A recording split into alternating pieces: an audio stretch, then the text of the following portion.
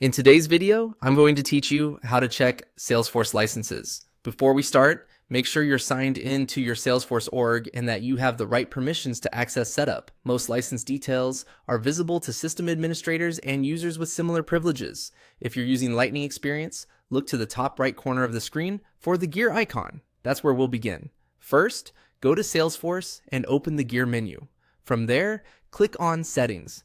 Depending on your org, this may appear as Setup. Both take you to the administrative area where you can view company level details. If you see a prompt or link labeled Open Advanced Setup, go ahead and click Open Advanced Setup. This opens the full setup tree on the left, which makes it easier to navigate to detailed pages. Next, use the quick find search box and search for company information. This page is your central snapshot for org-wide entitlements. It shows your organization's edition, storage, API usage, and most importantly for this video, licensing summaries. Think of it as the control panel for understanding what you've purchased and how much you've used. Within company information, find and click on user licenses.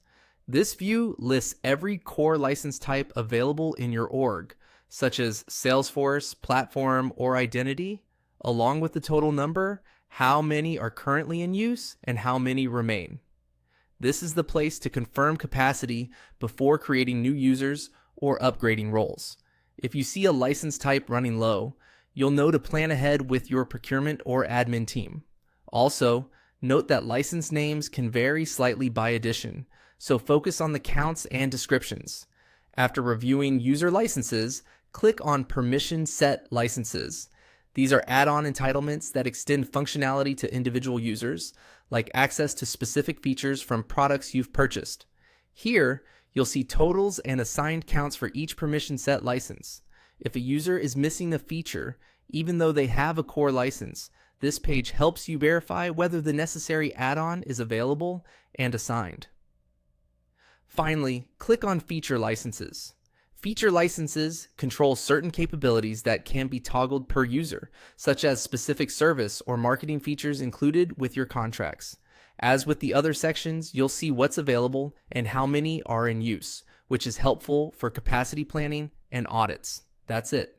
By navigating through company information, then reviewing user licenses, permission set licenses, and feature licenses, you'll have a clear, accurate picture of your Salesforce entitlements and usage.